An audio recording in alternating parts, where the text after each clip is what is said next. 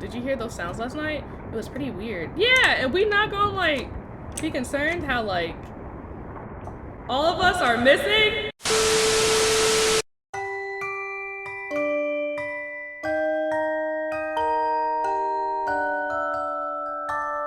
ABG. Hey, what's up, Abbies? It's Pixie from ABG, also known as Abnormal Black Girls, and welcome back to Spooky Month here on our channel. Today, this week, I am bringing you The Glass Staircase. It is a puppet combo game, and I would say I kind of really just enjoyed watching this one, so I want to take my turn into playing it today for you guys. So if you guys are excited for this video, please hit that like, subscribe button down there below, and please go check out our trailer if you haven't seen it, because we released a trailer and we worked really hard on it if you just want to see who me and my lovely partner in crime Phoenix are. But without further ado, let us go. And forewarning again, I'm gonna try to, if you hear any clicky noises, it is my keyboard. I am very sorry, it's a very light keyboard, but I'm gonna try and mask it out as best as I can. So please be patient with me. What's this? Take your tablet? I mean, yeah, sure, why not? I can't swallow pills anyway, so it doesn't really concern me. Oh, who's this? Hello? You shouldn't go. Where? Wait. You shouldn't go. Girl, tell me where I should not go. Tell me where I should not go. Where should I go? Okay, so she's not gonna talk to me anymore. Okay.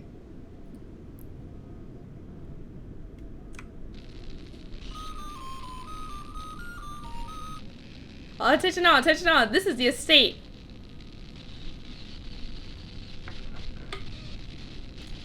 Helen, if you're already taking your tablet, please report to the dining hall. We prepared a new task for you. The letter on the table will have further directions. Remember, good girls take their medicine, good girls do their chores, and good girls go home. That is all, ladies. Oh, no. I do not like that. Not one bit. Not one bit. Oh! I hope I'm next. You shouldn't be hoping with you next, but pop off. They picked you, Helen. I can't wait to go home myself. Oh, so we thinking we just going home. We just thinking we going home. But we ain't going home.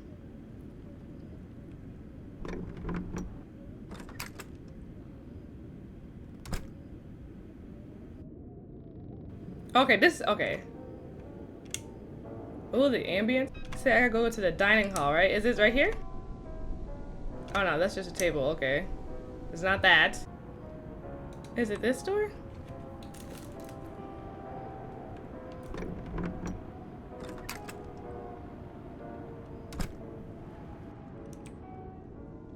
Oh. A dusty vase, nothing useful to me. Vase, boss? What about what's on the table? Helen? A letter, read it? Helen, though your time here has been short, it is still important that you can be determined as reliable. We would like you to begin tending the front garden of the estate. Twice a day, you will need to feed and water the flower bed as well as maintain the hedges.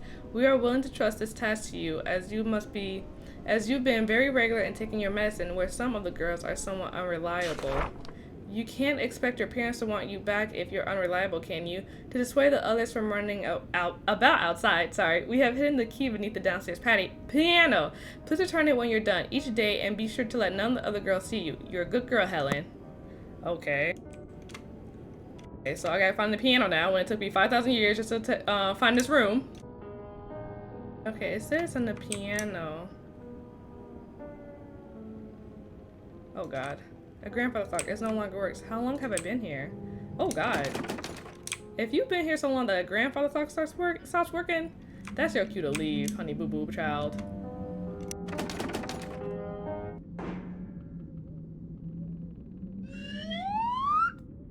Okay. I'm not liking this.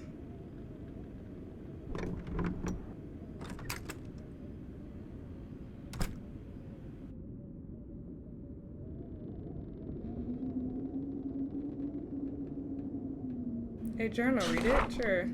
Edward at last returned home from the Great War. I give thanks to the Lord for his safe return from Germany. To think that just days before he was ripped from me to be a doctor in the war, we were married. He's returned to his job at Queen Mary's Hospital in London. What a dreadful drive it is back and forth day in and day out. And with the epidemic that's been plaguing the countryside, well, I worry for his health. God willing, he'll be alright as he helps those poor souls. My husband hasn't been the same since he went back to work. For weeks he's been spending more time in the basement than the rest of the house. He doesn't even come to bed most nights. I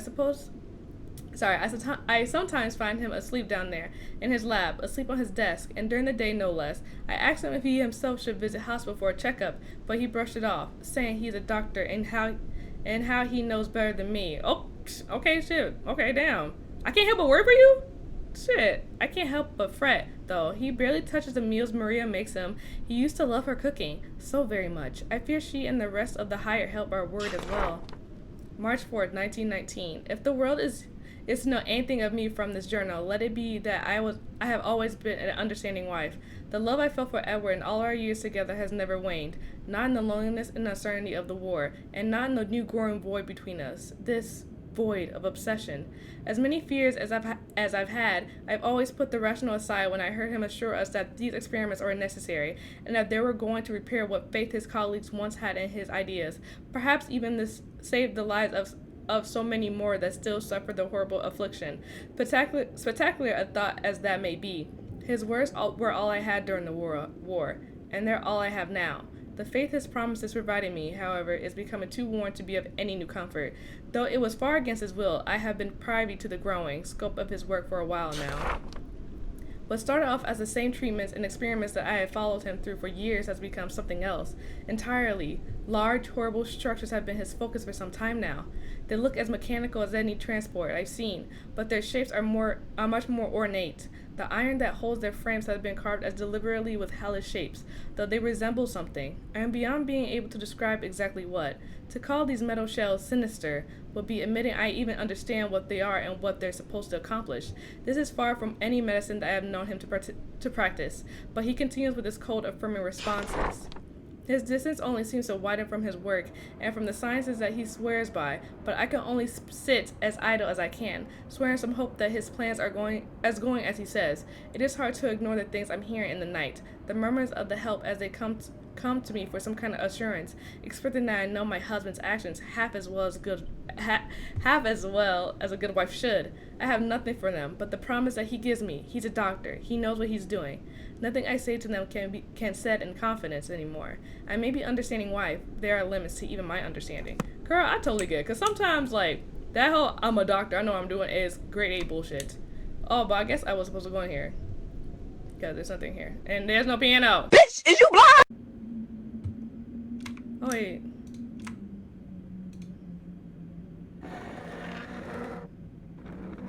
I'm a dumbass. It was right there. Yes, pick it up. Not that being loud. I'm kind of scared because I feel like something's gonna pop up at me every time I open these doors. That's why I'm like looking away every time I see the screen. But I know I shouldn't. And I have to go outside, right?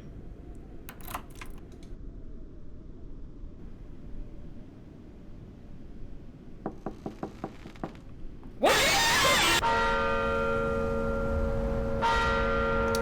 Hello? Excuse me? Qu'est-ce que c'est here? Autosave, okay. Now we're Betty. Where's Betty? Take my tablet? No. I'm not gonna take my tablet, no. Homegirl, what you gotta say to me now? What do you remember about your parents? How did they make it far? Don't believe what they're telling you. See, I feel like she knows what she's talking about. She knows what she's talking about. And now it's raining, and I'm like, obviously, question, hold up. It's like not even like, minus the like, oh my god, I can't wait to go home. Literally me just walking through the castle. It's dusty, everything is falling apart, and we're just gonna assume that like, yeah, I'm definitely gonna go home? No. They kidnapped all of us. Attention all, this is the estate. Betty, if you're already taking your tablet, please report to the dining hall. We prepare a new task for you. The letter on the table will have further directions. Remember, good girls take their medicine, good girls do their chores, good girls go home. That is all, ladies. No. Something suspicious is afoot. Something suspicious is about. Did you hear those sounds last night? It was pretty weird. Yeah, and we not gonna like be concerned how like all of us are missing? Okay, what we got to do this time? Sorry. Early this morning, a package arrived for you from an unconfirmed carrier? I don't know. The manor cannot be expected to assume responsibility for such a delivery, but as a courtesy, we are informing you to retrieve it. Please do this immediately, lest something happen to your delivery. That would be a terrible shame, especially if it were from your mother. Well, shit, now I gotta go outside. I gotta get my package from my mother. My package from my mummy. If it's my mother. Because it could not be my mother. It could be something else. It could be distraction. A distraction of some sort. Oh! What's that? A journal, read it? Sure. June 24th, 1919. The rain is hella loud. There are a great many things that I've been able to overlook in my role as lady of the house. The awful sounds, the confusing orders my husband has given the help, the smells, oh, the unholy smells. None of this is terribly unfamiliar to his work, though the extremes to which he is willing to push my familiarity with medicine as a reasoning is starting to make me think he, himself, is losing touch with reality. What I haven't been able to ignore is the heat. Many nights I've laid awake in my empty bed, simply watching the window as this terrible heat overtakes my body. Not a heat that can be felt in the air, but something more intense. Almost like a fever, but not quite, as it doesn't radiate from me, merely finds its nest in my body, burning for hours on end. Nothing I do seems to fight off the sensation. No medication I can find from Edward's records, no salve or application I can find. I've taken to simply shedding my sleepwear and staring out into the night, hoping it passes. As much as I want to believe this is merely my mind deceiving my body, the determinate nature of this illness coincides far too closely with the continuation of Edward's perverse sciences, if they are even to be considered sciences anymore. The longer I permit him to continue his work, the further away he is drawn into it, and I have no proper recourse. This is our life, and I am as responsible as he is. At this point, and I've come to understand that whatever he comes to study, whatever this illness is, it certainly isn't what he's once fought to cure. It's taken its toll on his body as well as mine, and I fear housekeepers are starting to feel the similar dread, be it this illness or something more akin to dread. Okay, damn, shit, I'm trying to read faster. Okay, I'm sorry. Beyond that, the night sky has such a terrible glow as of late. Were I a more superstitious woman, I may perceive this as some kind of omen or ill fate, but I am as married to the rational world as I was when I met Edward. Still, a greater part of me wishes he were here during these horrid nights. He used to be able to comfort me. We would be able to see this terrible glow and talk it away as something beautiful. Maybe that beauty is gone. Maybe my husband is gone. Yeah, you damn Skippy. Damn Skippy, he gone, girl. Okay, hopefully, nothing snatches me this time. Whatever happened to Helen?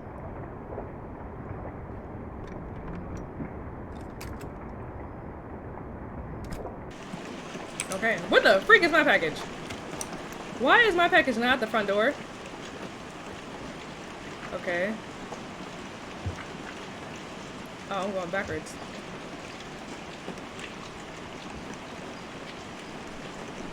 Did I exit out the back way?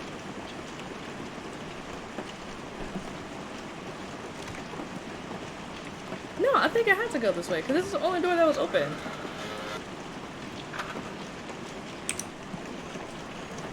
Yeah, okay, no, I'm doing right. I can't see because of the rain, but pop off. Oh, this pool is huge. Oh, oh, oh, oh. Which way do I gotta go?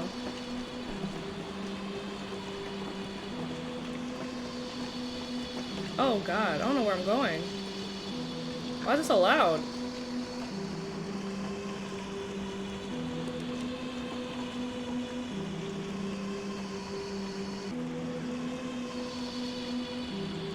Oh, it's so hard when the camera just changes. I'm so used to having... I can change my own camera angles. That's all good. Is this a dead end? Oh no, it's not.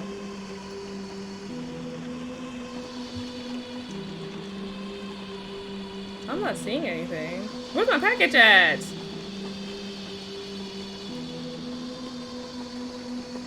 Oh, there it is. Why did you leave my package all the way out here? It's a package. Carry it back inside? Yeah.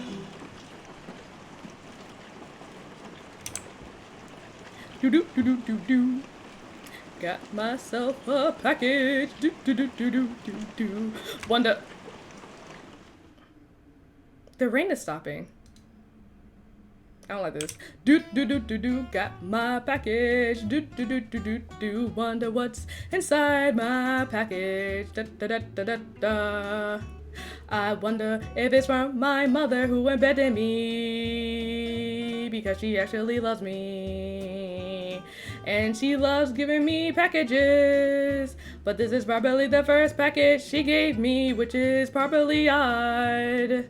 And I don't know where I'm going, but it's okay, cause I'm in a hedge maze. And mazes are excuse me, what? What the fuck is this? And what? No, read it. Hold on! We have seen the eyes, have we not? We have all felt the heat that powered us here. There's only the one feeling we all have shared, and now we must wait. The wait may be hard, it may be unforgiving, but we must wait. The dreams continue to speak through us. We have seen the doors open. The eye that follows us from the party cloud, showing us the path to our salvation. The engine that will free us from the binds of the false prophets and bring our savior to us. We must wait. As the doctor makes our dreams the reality we know they are, we must wait. The rest is missing. Okay, that's my cue to get the fuck out of here. Helen, Betty, whatever the freak your name is, we gotta get set radio out of here. I hear the drums, I came back here, how in the heck? Oh my god, this is not good. I'm panicking, this is not good. Oh god!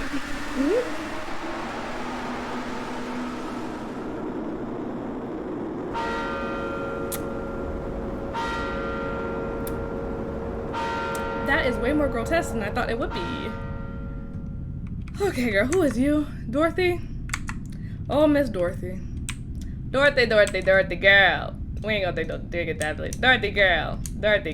Ooh, I'm sending y'all to the slaughter. What you gotta say to me? We're the last two, I guess. Oh, God. Ooh. Attention all, this is the estate.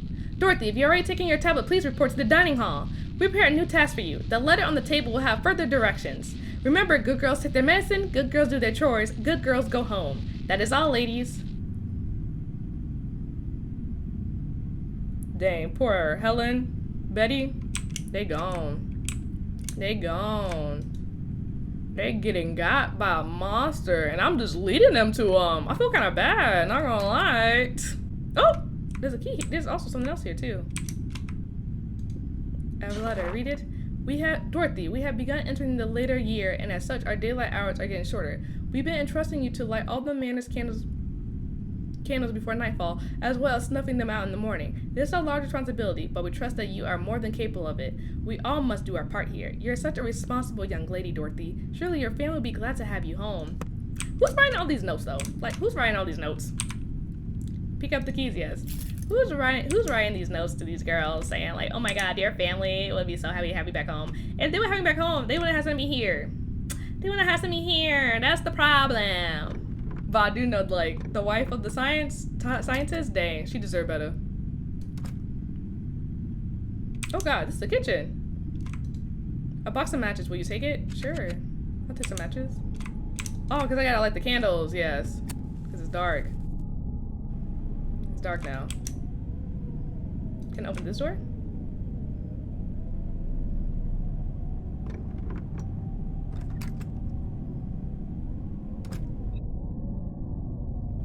What's this? Oh, what box? The contents have been removed. Oh, that's the box.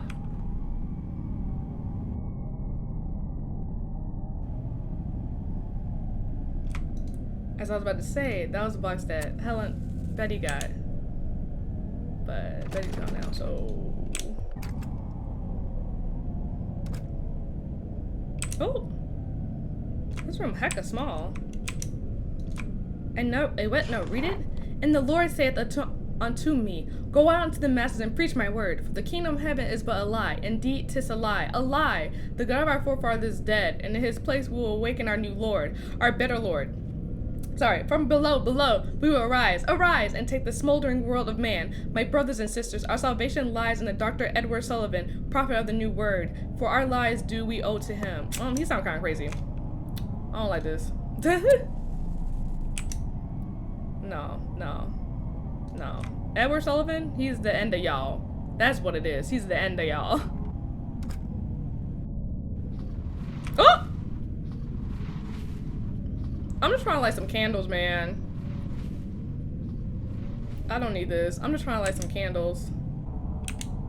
Oh, more notes. Oh, wait, is this where, right above where that I heard the door? What is that? Can I interact with it? Hello? Your journal? Read it? Yeah. October 1st, 1919. A crowd of strange men and women have been congregated outside the manger for days.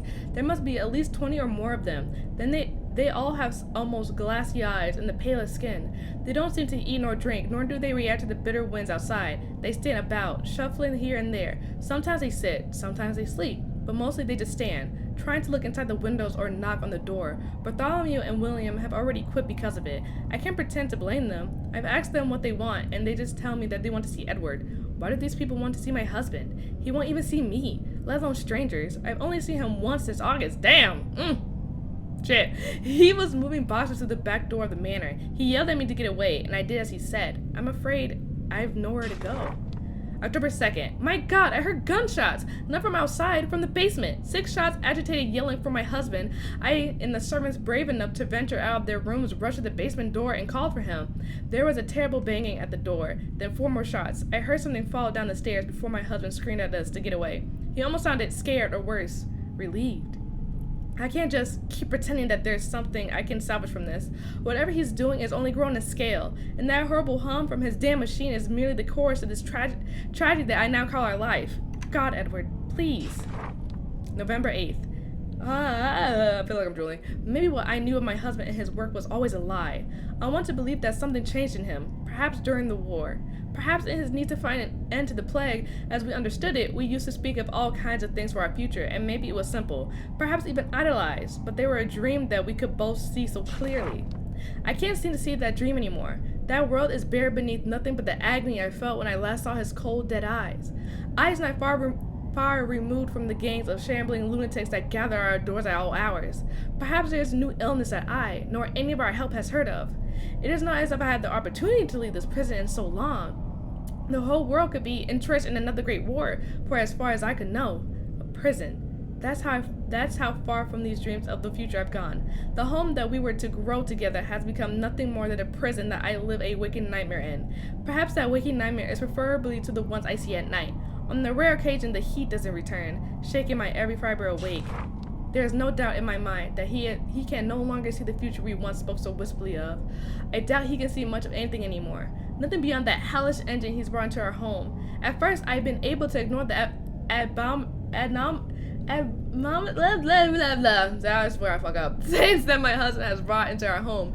But with each night, there are new, terrible sounds. Some mechanical, some horribly human, all completely unnatural. I am no doctor. Nor shall I ever hope to become one. But the godless acts Edward has begun participating in, and the droves of mumbling madmen that had now gathered our yard in some kind of perverse congregation tell me that there is no longer a hope in my heart that my husband is any more of a man of science. If there was such a hope, it died with whatever abominations. There we go! I got it now. He has taken to shooting in the dead of night. I no longer know if I fear my husband, but I am certain that I fear whatever the thing that has replaced him is. Edward has allowed himself to be taken to hell, and I will doubtlessly be forced to follow. Girl, just leave now. Leave now while you still have a chance. Where did I go?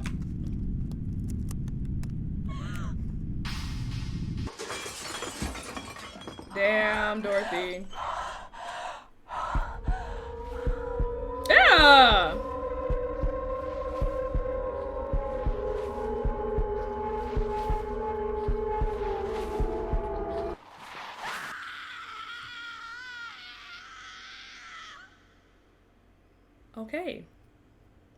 Okay. Oh! We playing the girl who knew it all. Look at her with her little flashlight. I don't know why we're going out at night though. Take the lockpick? Yes. And this girl hiding lockpicks in here? Smart. She's smart.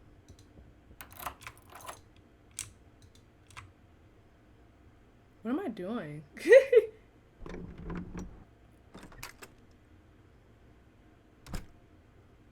Oh!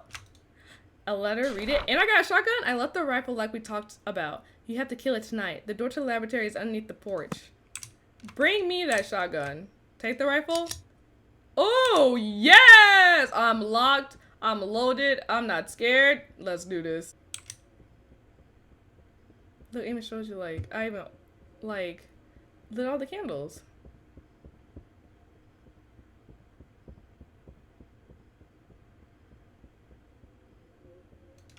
It's unlocked now.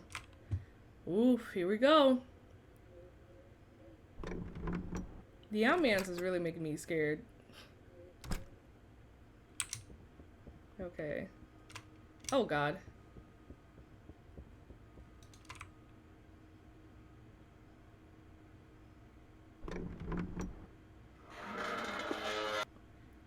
Ooh, I did not like how that sounded.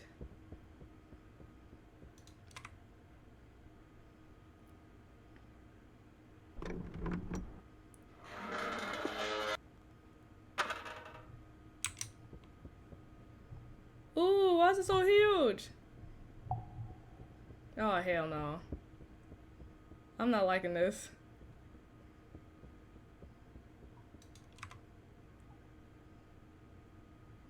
I'm not liking this, not one bit.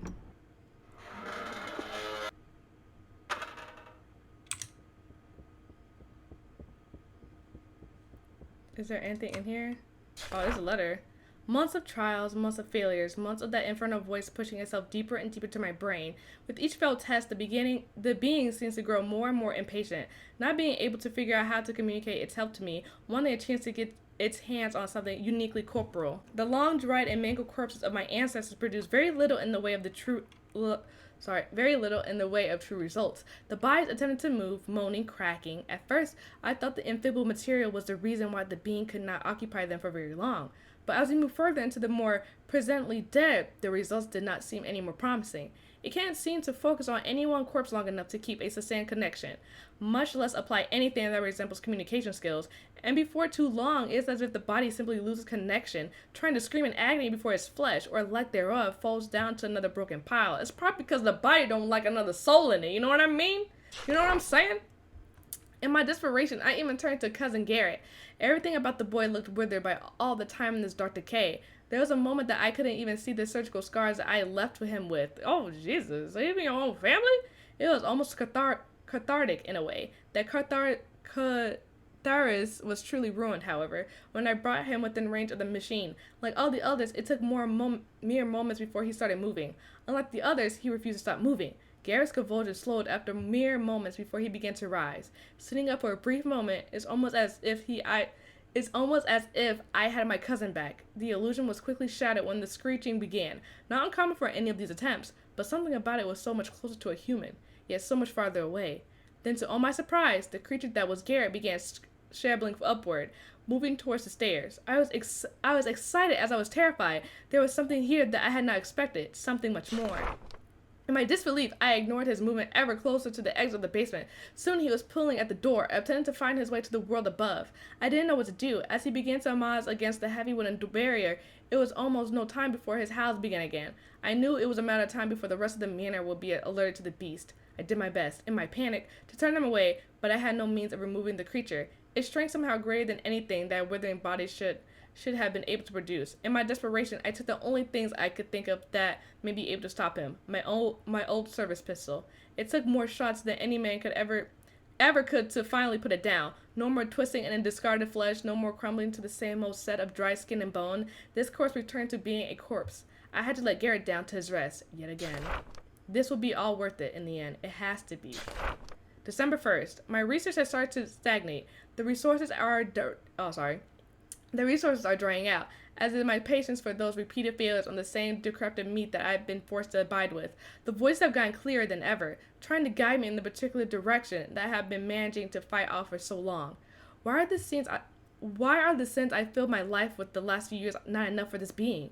Why does it think that the corpses and parts that I have been forced to work with, manipulate, aren't good enough? The failures to keep a host alive long enough is more than obvious now, and I feel I have no other option but to give in to its alluring promise to finally end their expansion. I will need a living host to continue this work. Oh no. Oh no. Perhaps at one point this may have shocked me to the point that I would leave this maid search behind, but perhaps it knew that and kept this knowledge from me from just long enough to hope my drive would get me past such a moral hard block. Perhaps me knowing this has given me a sort of split that I can escape to in my reasoning, but every time I'm forced to look at the painting of the bastard Cain sitting in his lab, staring dead at me as if he always knew I'd never see his work, I feel just that little bit of pride push me past the barrier that will hold my dream to the realms of morality. Thankfully, the being has provided something more than adequate to sedate this hunger. For the better part of the last year, I have heard from the staff, and what little I do hear of them, that strange group of men have been congregating and asking to see me. My work has been far too important to spare them this time, but thanks to this recent break in my research, having been held up for some time, I was able to speak with the ringleader of this growing army of confused zealots, and in this have learned of their reasons for being here. They know of the being, and they need my help to contact him. They treat me as if I'm some kind of foretold prophet, which is a position, however, laughable, that gives me a level of control over this bizarre situation. When I suggested what I may need to the head zealot, he seemed almost pleased to offer me exactly what I was asking for, a short, steady supply of living subjects to continue to use as catalysts for the research. Oh my god. Oh my god. They're like, okay, you want this one? Here you go. Young and sturdy. Perhaps this will do as little good as it always has, but I believe that all my questions will soon have answers. We've been using the hidden interests to accommodate as many of these subjects as possible for any number of tests. The young, the old, the strong, the infirm, all the subjects only have one thing in common, and that is that they are more than willing to do whatever it may take to see this being into our world. I can't be certain how much of the being's words I can actually take to heart, but I know that this may be all I have left for my research. Perhaps the answer I finally seek is within grasp. Edward, you crazy. You crazy. That's all I gotta say. You are one crazy son of a bitch. Continuing on. A letter. Read it. There's so many letters. I feel like I need some water. I don't have water on me. July 24th, 1922. My suspicion will be not only confirmed but completely validated by my final discovery last night. The zealots were less than happy to come to realize my line of questioning hadn't ceased even after several more months of my experiments. The hierarchs took to keeping me as content with research material as possible, hopefully to keep me simulated. Perhaps too much so to ask my questions while the radiant heat from the engine slowly cooked away my mind and warped my body. It's quite unfortunate for them that these walls are my walls, and that I know where to get anywhere I need to in this manner. This is what led me to finally listening in on one of their perverse summons. The things this madman ramble on about would give a man pause, but hardly make him listen far beyond that. I've been far too close to these happening for far too long to not listen, though. Listen and understand. They spoke of the great God in the machine. They spoke of how it communicates through their dreams, as it had with me, showing them prophetic visions of the future. They speak of the day the machine is finally fed the blood of the last innocent. They speak of the blood-red sky opening to their lords. The convergence of the two worlds, the legions of our fallen that will return to herald in the reconnection of the true world to our own, and the slaughter that will fill every city of man, and that their own bodies will begin ascending in the holy vessels. Everything I've been seeing has been given a new context, and I realized that I had been betrayed. Every single thing the entity had told me had been a means to complete the bridge, Kang's terrible staircase to his gods, where I, a weaker man, perhaps my mind, would have been so gone as to this news meaning nothing to me. But the truth is, before my eyes, I will bring the devil to this world if I allow the machine to continue running. The more blood I spill, the closer I get to ending it off for all of us. The maniacs seem to have yet to notice how suspicious I've become, which will work to my advantage. It will take no time to disable the devices that power this hellish engine, and hopefully even less time to destroy it. My body may be changing the same as all the others, but my strength is far from gone. If I can truly dismantle the device, then I may have some chance at salvation. This will take some time, but if I am left to my devices as I have been, then I will have the time to tie up the loose ends that may be left in this research and plan for a safe passage of my darling Juliet. Oh God, Juliet, my wife! How I have betrayed her! If she still even resides in this hellhole I have created for us, then I might tell her the truth. seek some kind of forgiveness. Though my acts may have been as evil as any lunatic's, let it never be said that I stopped loving my Julia. I will save her from this future. I will end this all myself. I just need enough time to put this in motion. Please wait for me, my love. Let me be the man you know I am. To the care of Dr. K.H. Hauser. Okay, so in the end, he started to realize, like, how messed up he was being. Because the lunatics are like, oh, we more messed up than you. I'm fine.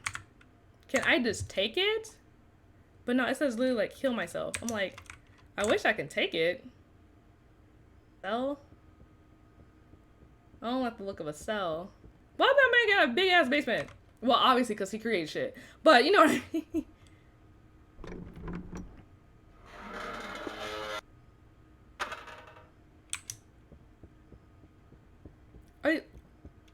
What was that? What was that? What was that? Who is this? What the fuck? Dorothy, are you okay? Oh, no, she ain't okay, Margaret. Margaret, she's not okay! Oh my god, she's trying to kill me! Now I need that first aid kit! Dorothy. Fuck. Oh, that's how I do it. I don't know how I did it. Ah! Girl, you chasing after me. This is for your own good, bitch.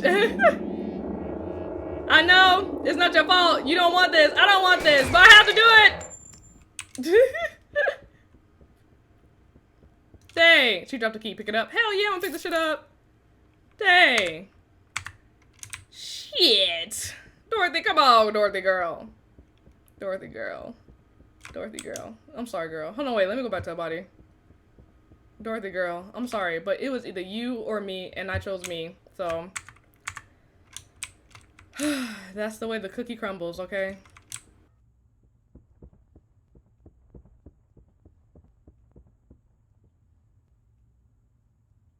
Sure. I don't know what that did, but what's this?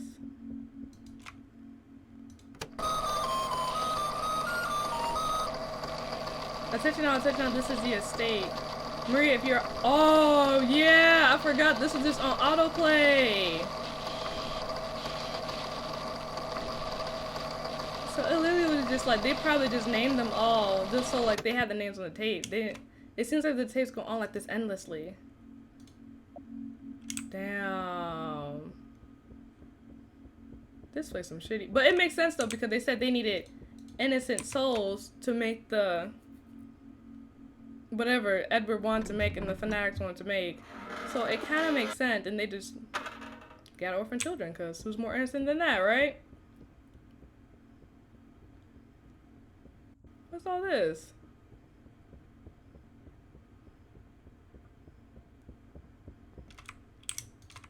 At first I can't, yes. Heal myself right now. Yes! That's hot, that's what I like to see. What is here? If I cannot get unstuck. I'll let her read it. The research has progressed at a rapid pace. There is no shortage of work to be done, and no shortage of volunteers. Though primitive, the being is able to fully communicate its continued direction to me through the seeming possession of the fresher corpses that have come as byproduct of our work, and the living hosts have begun to show somewhat different reactions, some similar to mine. From when I originally began my work are common in nearly every one of them, but the longer the direct exposure to the pylons and the energy is, the more detached they seem to become mentally. Their reaction seems sharper, but cognitive function seems to dumb down to a much simpler, more passive series of reactions. They have no problem identifying orders, motives of actual threats, but they frequently seem to forget the answers to questions that they knew just days ago. Some of them, when held to the effects for even longer, begin displaying signs of violent mania, often lashing out and attacking other subjects, or often to their misfortune, me. I do not like wasting any life, much less the life of a subject, but once this mania takes hold there hasn't been an inexorable way to bring them back to any kind of lucidity, and certain adjustments must be made to ensure the safety of the others. Troubling as the effects as their mental facilities are, the symptoms themselves are getting far worse in other regards. The longer a living subject is exposed to the radiating energy of the pylons, the more the physical attributes begin to reflect the strain. Many show signs of sun-damaged skin through the flesh itself seems to thicken and swell. Some with boils, some simply to resembling something closer to an animal hide. Often their limbs will start to show signs of distortion. There you go. But similarly to no awareness of the subject itself. This is also true with many other changes to their physical features, be it their facial features distorting or some increased mass to their overall bodies. The entity feigns some kind of ignorance to these physical and mental abnormalities when I attempt to probe further on the effects of the engine, but I am starting to detect a familiar pattern between these cases that is leaving me with some kind of increased concern. As fascinating as this progress is, it's creating an uncertainty that wasn't in me before. How long must I wait before the intentions of the machine and its mysterious designers? Their closed lips on the subject have always left me with more excitement than concern, but with the increasing show of these mutations caused by it, and the degenerative cognitive defects that are occurring, I can't help but feel that this was part of the plan, letting me work on the machine until these same effects came back on me. Perhaps this cult that came to live in my family home understands more about this being than they led me to believe. Because cults always sign stuff. That's what they're cults. I've been told that the war has affected many men in interesting and terrifying ways, and perhaps I'm less exceptional than I may have assumed. Sleep comes in small, unaccomplished sessions, leaving me all the more strained in my daily life. Though I fear that my exhaustion is far from the main reason for my disconnection and lack of focus, my practice suffers, my research has all but flattened to nothing, and I may truly have nothing to show for it. For all the fears I have had that my life would end in these trenches, I feel all the more that Juliet and I would never be able to find the solace we once had together. Through all the frozen nights and terrifying days, filled with the blood and viscera of my countrymen, it was really the only thing that gave me any hope that this will all amount to something. And what of the motivation? Completely squandered, proven to be fleeting as my own fidelity? I don't know. I returned from the horrors I witnessed only to feel nothing in the home I left, and comfort in the arms of but a girl in my manners a ploy. I can't even begin to hold this weakness against Maria, and much less Juliet, but ever since I returned, there's been something in me, something that wasn't there before. That newfound mental peculiarity may very well be responsible, as my sanity first started to prove unreliable as I began to recognize the faces of the men that were held together under my knife in the will of God during these horrible days. Some men I had met on a long voyages to the fronts, some I knew more personally. Once I spent well past 4 hours working on the shredded chest of a young man caught in the blast range of artillery. Damn. The operations had felt so mundane that it wasn't until I was sure we lost the young man that I recognized him to be my cousin Garrett. I don't think I had a single tear left for him when they shipped him back here to the family burial grounds beneath my very feet. Why could I not shed a tear in the realization that I lost a childhood playmate, a family member, a true friend? Maybe that was all I needed before I felt the weight of the war pressing down on me, and the dreams began. There was no stability in the onset of these visions that came as hard as heavy as one could expect of fever, but they would seem more different, much more visceral. All I could hear were voices that guided me towards something that would need to be done to save all of us, a grand solution that would save the lives of every creature. These sprawling growths of belief started to seep into my waking moments, and they're drawn back with me to my home. I want to lose this, but I feel the voices are only stronger here. They're driven my madness to places I cannot stand to see myself go. They're drawn me to take the body of a young woman. Damn, murderer. Well, he's been a murderer for a while now, Pixie. To betray the only creature I wanted, but the only woman I wanted it with. God help me, Juliet. Please forgive me one day. I need to find something to satisfy these voices. I need to return to my studies and save whoever it is that must be saved. I need to sleep. January 13th. This long, and I can still barely look my beloved in her face. I draw away from her every time I need her most, as I know I do not deserve her. Maria continues to concern herself with me at every turn, and as much as I do care for the girl, I fear she must not understand my true feelings for our deed. So I heed not in the laboratory I've made of our old cellar. Did you have sex with Maria? Who's Maria? For all the sniveling and self-loathing I've done in my self-appointed isolation, I've begun to work especially hard on this newly spreading disease from the southern of Spain. is to create a key focus on my work throughout the days, maybe even giving my dreams something to focus on.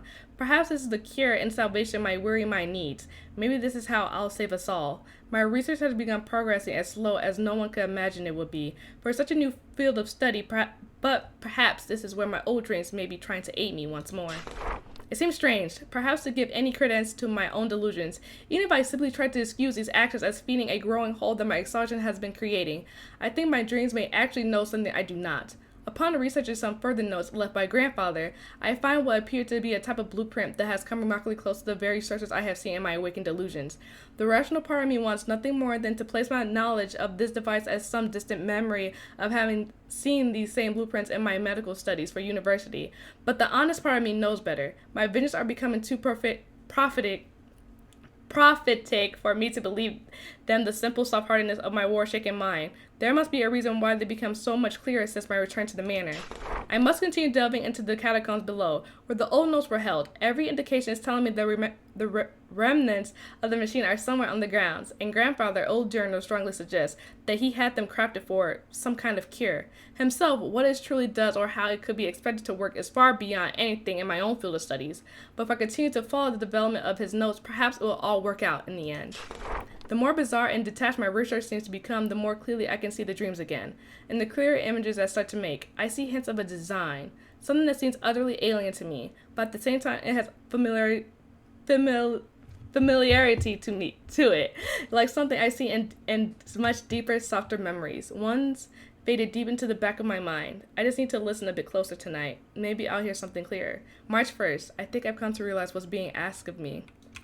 Well, you better talk to him and say, oh, I can't help you today. Because I don't know what you're doing. A table of brains. It looks like they were being studied. Ew, disgusting. Oh my god, this is the last one I needed? Y'all, I've been struggling this whole time. Something is coming. Oh, no, something better not be coming. Ugh. No. No. Margaret hit quick though. She said, aha, with the quickness. Go away!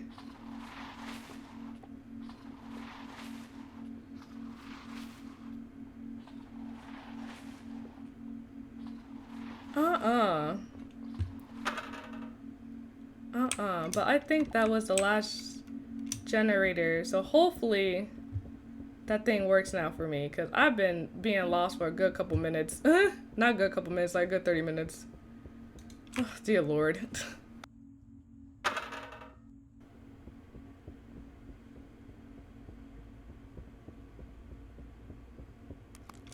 There we go. There we go. Y'all, I literally stopped playing this for a good 20 minutes. And I rage quit a little bit. Because this dude wasn't activated, but I found out what I was missing. Okay, come here. Come here. Come here. I'm gonna kill you. I'm gonna kill you. I'm gonna kill you so good because you made me fucking search all over for your bum ass. And I'm missing. Oh, fuck. Oh, fuck. Can you imagine if I died right here? I'd be pressed. Not him waiting for me to put my first aid kit on. I'm not even aiming to him.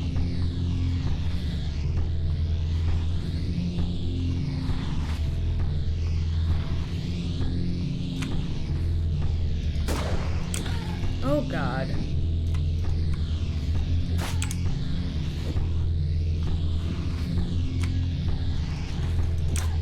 Oh fuck, I have to reload now. That was my fault. That was my own fault. That was my own fault. I know. I know. Please don't make me start all the way over.